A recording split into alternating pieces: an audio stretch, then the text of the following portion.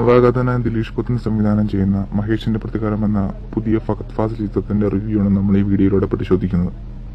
ഒരു നവാഗതനായ സംവിധായകനാണെന്നുള്ള ഒരു കാര്യം ചിത്രം തുടങ്ങുന്നതോടെ നമ്മൾ മറക്കുന്നു. ഒരു അഭിനേതാവ് എന്നതിലുപരി ഒരു സംവിധായകനായും തന്റെ കഴിവ് തെളിയിച്ചിരിക്കുകയാണ് ദിലീഷ് പോത്തൻ. ചിത്രത്തിന്റെ തുടക്കത്തോടെ ഒരു സാധാരണ ഒരു എക്സ്പീരിയൻസ് ഉള്ള ഒരു ഡയറക്ടറുടെ ചിത്രം കാണുന്ന പോലെ നമുക്കിത് ഫീൽ ചെയ്യും. വളരെ ലളിതമാണ്, അതിനേക്കാൾ വളരെ ലളിതമാണ് അതിന്റെ അവതരണം. ചിത്രം ആദ്യം വളരെ പതിഞ്ഞ താളത്തിലാണ് തുടങ്ങുന്നതെങ്കിലും പിന്നോട്ടങ്ങോട്ട് രസകരമാണ് ചിത്രത്തിലെ കാഴ്ചകൾ. പ്രേക്ഷകന് ഒട്ടും തന്നെ സമ്മർദ്ദവും ടെൻഷനും ഇല്ലാതെ വളരെ റിലാക്സ് മോഡിൽ കാണാവുന്ന ഒരു ഇടുക്കി ചിത്രം തന്നെയാണ് മഹേഷിന്റെ പ്രതികാരം. നമ്മൾ മുമ്പ് പറഞ്ഞ പോലെ ഇടുക്കിയുടെ എല്ലാ മാനസങ്ങളും ഒപ്പിയെടുത്ത ഒരു ഛായാഗ്രഹനും കൂടി ആയുമ്പോൾ ചിത്രം അതിന്റെ പൂർണ്ണതയിലേക്ക് കടക്കുകയാണ്. നർമ്മത്തിലും നൊമ്പരത്തിലും പറഞ്ഞ ആദ്യ പകുതി വളരെ റിലാക്സ് മോഡിൽ നമുക്കിന്ന് എല്ലാവർക്കും കാണാൻ കഴിയുന്ന ഒന്നാണ്. രണ്ടാം പകുതിയോടെ മഹേഷിന്റെ ജീവിതത്തിലെ ചില പ്രതിസന്ധികൾ ചിത്രത്തിലേക്ക് കടന്നു വരുന്നു. അതിലൂടെയാണ് പിന്നെ ചിത്രത്തിന്റെ സഞ്ചാരം. ഇടുക്കിയിലെ ഒരു സാധാരണ സ്റ്റുഡിയോയായ ഭാവനയിലെ ഒരു ഫോട്ടോഗ്രാഫർ മുതലാളിയായിട്ടാണ് ചിത്രത്തിൽ ഫഹദ് ഫാസിൽ അരങ്ങേറുന്നത്.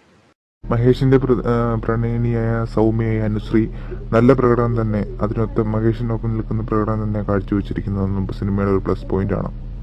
ഇടുക്കിയിലെ സാധാരണ കാണുന്ന കുറേയധികം സാധാരണ ജനങ്ങളെ ചിത്രത്തിലേക്ക് കൊണ്ടുവരാൻ സംവിധായകൻ ശ്രമിച്ചിട്ടുണ്ട്. അതിനുവേണ്ടി സംവിധായകൻ ആശ്രയിച്ചും പുതുമുഖ താരങ്ങളെ തന്നെയായിരുന്നു. ആ തീരുമാനം ഒട്ടും തന്നെ തെറ്റിപ്പോയില്ല. ചിത്രത്തെ കുറച്ചും കൂടെ ഉയർത്തി നിർത്തുന്നു ആ പുതുമുഖ താരങ്ങളുടെ അഭിനയം. ജിൻസൺ എന്ന ചിത്രത്തിലെ കഥാപാത്രം ഈ പുതുമുഖ താരത്തിന്റെ അഭിനയത്തെ സൂചിക്കുന്നു. വളരെ വളരെ നന്നായിട്ടുണ്ട് അദ്ദേഹത്തിന്റെ അഭിനയം. പോത്തൻ എന്ന അഭിനേതാവിന്റെ ഹ്യൂമർ സെൻസ് സംവിധായകൻ എന്ന നിലയിലും അദ്ദേഹം നന്നായി തന്നെ വർക്കൗട്ട് ചെയ്തിട്ടുണ്ട്. ചിത്രത്തിന്റെ രണ്ടാം പകുതിയിൽ കുറച്ച് ഇഴച്ചിൽ അനുഭവപ്പെട്ട് തുടങ്ങുമ്പോൾ അതിനെ കവച്ചു വെക്കുന്ന രീതിയിലാണ് ഒട്ടും പ്രതീക്ഷിക്കാത്ത ആ ക്ലൈമാക്സ് കടന്നു വരുന്നത്. ഈ ഇഴച്ചിലിനെ അത് മറികടക്കുന്നുണ്ട്. മറ്റൊരു പ്ലസ് പോയിന്റ് ആയിട്ട് പറയേണ്ടത് മറ്റേ ഷൈലു ഖാലിദിന്റെ ഛായാഗ്രഹണമാണ്. അദ്ദേഹത്തിന്റെ ഓരോ ഫ്രെയിമും വളരെ ഇടുക്കിയുടെ എല്ലാ മനസ്സങ്ങളും ഒപ്പിയെടുക്കാൻ അത് വളരെ സഹായിച്ചിട്ടുണ്ട്.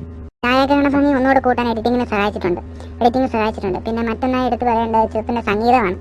നമ്മൾ കേൾക്കാൻ ആഗ്രഹിക്കുന്ന ഒരു സംഗീതം തന്നെയാണ് ചിത്രത്തിൽ പറഞ്ഞു വന്നിരിക്കുന്നത്. ഈ ഫെബ്രുവരി മാസം രണ്ടാമത്തെ റിലീസായി വന്നിരിക്കുന്ന മഹേഷിന്റെ പ്രതികാരം നിങ്ങൾക്ക് കാണാൻ വേണ്ടിയാണ് തിയേറ്ററിൽ കാത്തിരിക്കുന്നത്. തീർച്ചയായും കുടുംബവുമായി പോയി കണ്ടിരിക്കേണ്ട ചിത്രം തന്നെയാണ് മഹേഷിന്റെ പ്രതികാരം. വളരെ റിലാക്സ് മൂഡിൽ കണ്ടിരിക്കാവുന്ന ഒരു ചിത്രം. അഭിനയത്തിന്റെ കാര്യത്തിലും ടെക്നിക്കലായിട്ടുള്ള കാര്യങ്ങളും ഡയറക്ഷനിലും എല്ലാം മികവ് പുലർത്തുന്ന ചിത്രം തന്നെയാണ് മഹേഷിന്റെ പ്രതികാരം. കുടുംബവുമായി നിങ്ങൾക്ക് ചിത്രം കാണാൻ തീരുമാനിക്കുകയാണെങ്കിൽ നിങ്ങൾ ആദ്യം പരിഗണിക്കേണ്ടത് മഹേഷിന്റെ പ്രതികാരം തന്നെയായിരിക്കണം. ഇടുക്കിയുടെ എല്ലാ സുഖങ്ങളും അനുഭവിക്കാൻ കഴിയുന്ന ചിത്രം കൂടിയാണ് മഹേഷിന്റെ പ്രതികാരം.